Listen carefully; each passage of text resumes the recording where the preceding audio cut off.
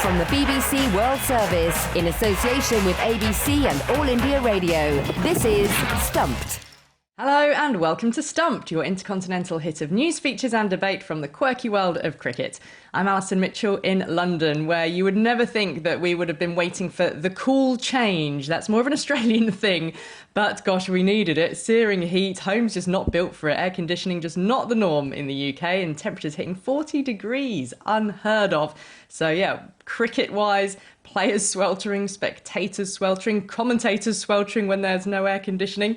I also managed to get a little day trip across, though, away from the cricket to the Isle of Wight. I can thoroughly recommend that. Got the foot ferry across, hired bikes, explored the island, found a little beach. Very pleasant way to see out some of the heat. We'll talk about the Commonwealth Games in this show, but at the moment as well, the UK and England is very much wrapped up in the Women's Euros because the England's women's team are doing very well on that front. Jim Maxwell in Sydney. Yes, a few of my friends keep telling me to watch the Euros. So I said, what's the Euros? Anyway, what's soccer? It's soccer. Yes, exactly. Well, it's probably better weather for soccer than cricket here. The great wet low continues in Sydney. If it's not raining, it's windy, or it's both. And there are still many golf courses that have been closed for months that have got no chance of opening for a while. So not a good place to be playing cricket, but not a bad spot to be watching it on the telly, particularly the finish to that Pakistan-Sri Lanka game yesterday. Wow, what a performance by Pakistan to chase. This is what everyone's doing in cricket. It's so commonplace now. Leave a team 350 to get, and I'll knock them off in the fourth innings. Well, looks like baseball's really taken off. Hello, this is Charu Sharma from Bangalore for All India Radio. I had many things to say, but Alison, you mentioned Cool Change, and my mind went back to one of my favorite songs by Little River Band, Cool Change, and I was sort of humming it. But anyway, we got to move on. Bangalore's full of rain once again, but we still get quite a bit in. There's a new version of the Karnataka Premier League now called the Maharaja Trophy. The press conference has a player draft very soon. I'm soon scheduled to go to the opening ceremony of the Chess Olympiad, which India is making a very big deal of, the 44th edition. That's next week. And, of course, we're also rejoicing about that fabulous 2-1 win in the ODIs in England. There's a lot of talk about whether Virat Kohli, which direction is he going in? And a lot of people are pouring in their advice, including Sunil Gavaskar.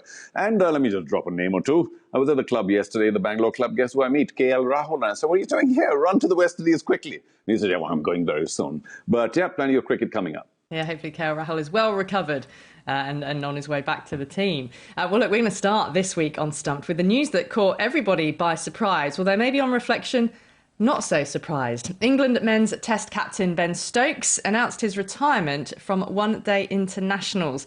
It's come after England played 4 tests inside 5 weeks, and then just 2 days after the Test series finished, started a run of 12 white ball matches in 24 days.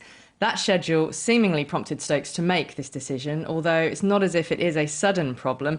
He says he can't give 100% in ODIs and that 3 formats are unsustainable right now. Jim, is this going to be a wake-up call to administrators in any way that there is too much cricket and this is the damage that can result? Well, it's hard to imagine we're going to have a one-day World Cup and Champions Trophy and no other 50-over games played in the intervening years.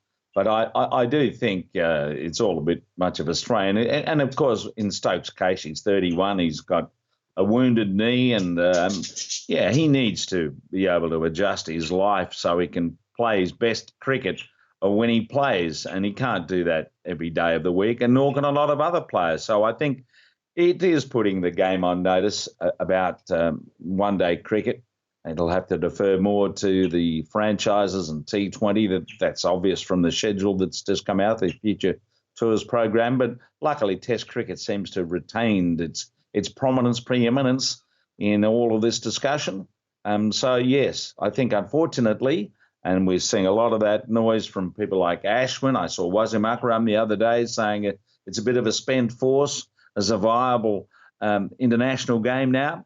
So, yes, I think we are seeing the kind of gradual demise of the importance of 50-over cricket in the schedule. And that is disappointing because, my goodness, we've had some wonderful World Cups, including the last one that Ben Stokes was the star in. So look, it won't fade immediately, but in time, it's just going to overrun like all cricket by T20 or maybe T10 by the time we finish doing this program in 2050 or whenever it is. I mean, is it a spent force, Charu? Because does it still pull in TV audiences, TV money? And do you think that, this is symptomatic of what we've been saying on Stumped for a long time about the volume of cricket? And could more players ultimately follow the Stokes route? I may take some time over this. But stage is yours. Thank you. But for starters, this is a bit dichotomous because on one hand, we keep saying that Test cricket must live on.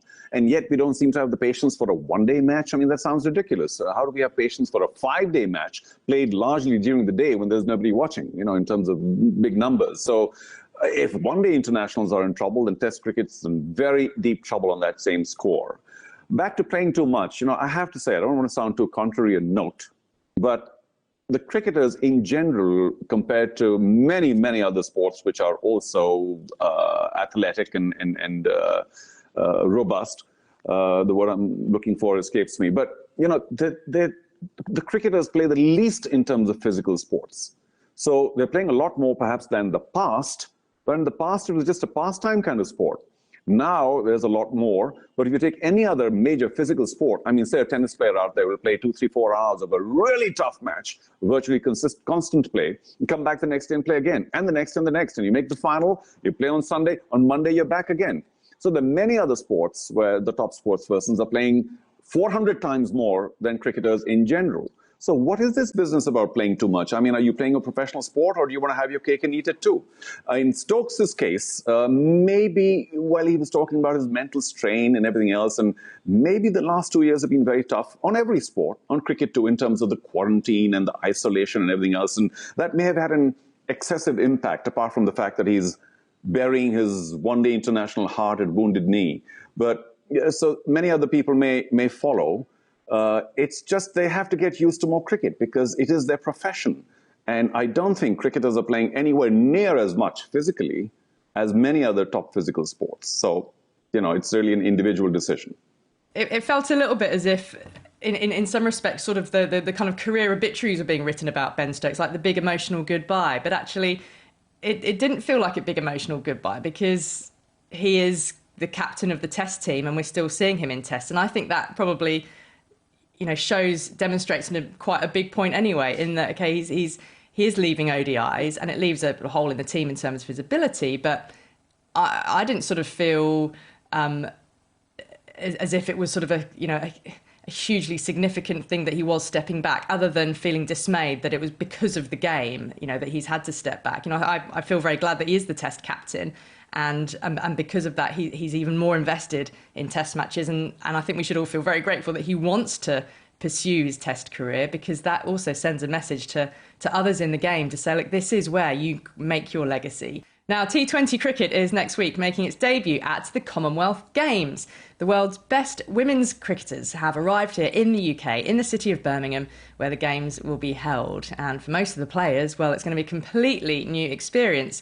But for New Zealand star Suzie Bates, it's not going to be that unfamiliar. That's because 14 years ago, she represented New Zealand at the Olympics in basketball. Now, I caught up with Suzie this week and asked her whether she ever imagined that she'd be playing cricket at the Commonwealth Games. To be honest, no.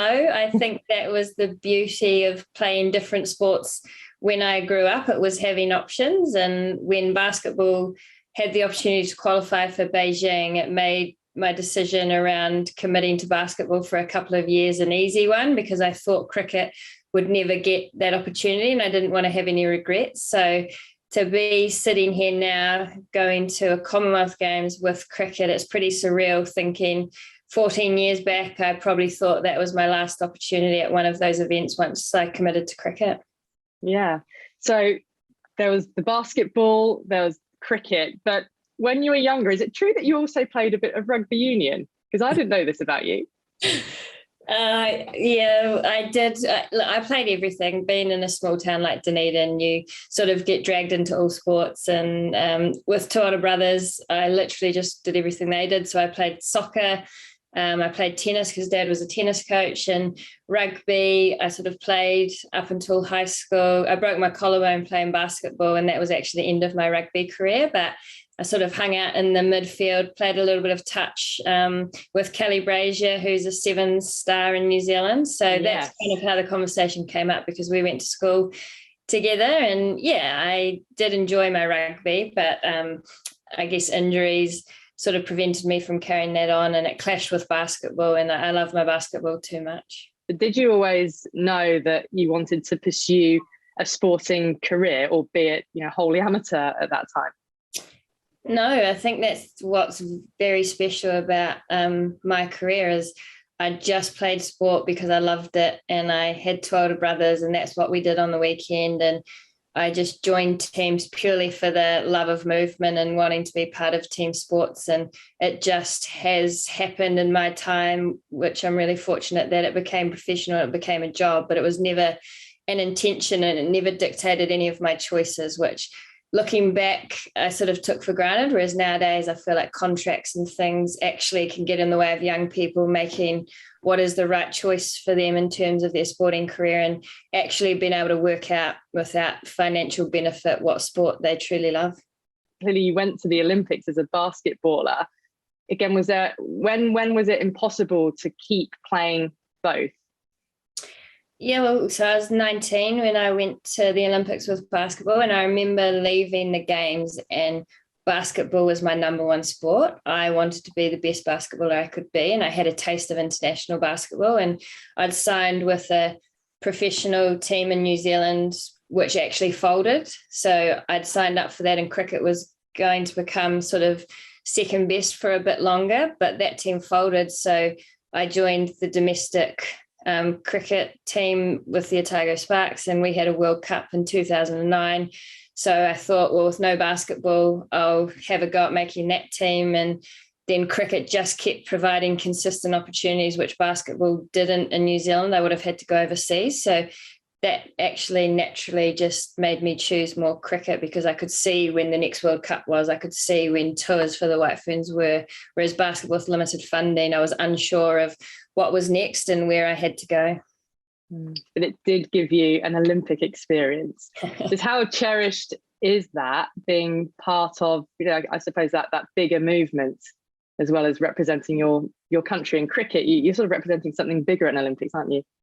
Yeah, and that's what's so special about it, and what I'm so excited for not only the White Ferns but other female cricketers to experience, because you are a part of a massive global sporting event, and it's pretty special as an athlete to be part of it, no matter what sport you play. So yeah, to go to that Olympics, as a child growing up in New Zealand, I watched the Olympics on TV, and I dreamed of going to one, but didn't really know what that sport was going to be. And to have my whole family come as well, that was really cool. My big older brothers, coming to an event to watch me play, that was a special moment. And I probably appreciated it more now, talking about it, and knowing cricket's at a games for the first time. You sort of reflect, and as you get older you realise they're pretty unique opportunities, and not every athlete gets to experience them.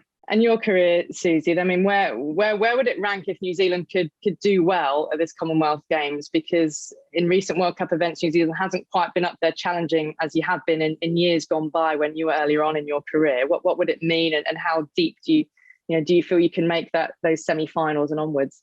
Personally, it would be a real highlight. I think off the back of the disappointing home World Cup in terms of performances, but the success that we had of promoting the game in our country is something I'll never forget. So we still have that support, and to have a global event to, I guess, make our fans proud again is something that we're really motivated to do. And obviously there's been a lot of change, and a lot of stuff happened with New Zealand cricket recently. So if we could medal, it would definitely be a highlight, and that is the goal, to go out there and medal. So that's getting through to the semi-finals, which we haven't done in a pinnacle event in a while. And we have the talent like we've always had. It's just making sure that we give ourselves the best chance in those critical moments. And you are one of the players that will benefit from the New Zealand initiative to give male and female professionals equal pay in terms of match fees. How is that going to change the dynamic and help the game in the country?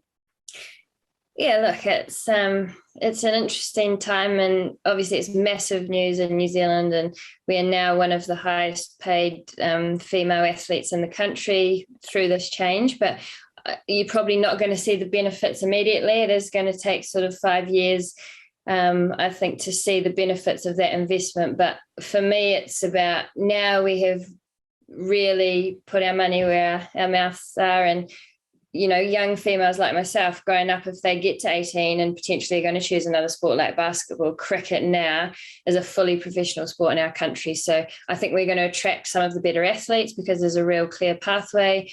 I think we're going to, it doesn't change too much in terms of the amount we train, but I think having domestic players being paid as well, and we're going to keep players in the game for longer, which is going to improve the depth of our domestic cricket, and that's just going to flow on to the international game. And I think we just have now young girls want to be a part of the White Ferns, and they can actually fully invest in their training, and that makes them better athletes and better cricketers.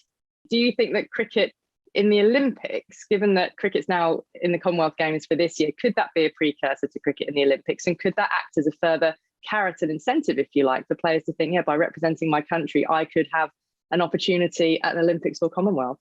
The global audience that the Olympics has, that's got to grow sport. And yeah, I think as a hockey player, for example, in our country, if you wanted to go into an Olympics, hockey would be the sport you choose over cricket. So potentially it does attract those athletes. And I mean, you start getting into the American market as well with Olympics, and having the Indians following the Olympics, I think would be massive for the IOC. So there's huge benefits. But yeah, it's going to be an interesting landscape in the next 4 or 5 years. Things have changed so quickly, although I feel like I've been playing for a long time. It is unrecognizable. In the last 5 years, the women's game, there is things that I never thought would have happened in my career that have happened. So you just never really know what it's going to look like.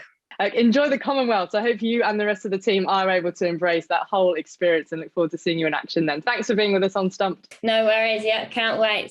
Well, that's all we've got time for on this week's Stumped. So I'll say thanks to Jim Maxwell and Charu Sharma, and of course to you for listening, and we'll see you again on next week's show. Bye for now. From the BBC World Service in association with ABC and All India Radio, this is Stumped.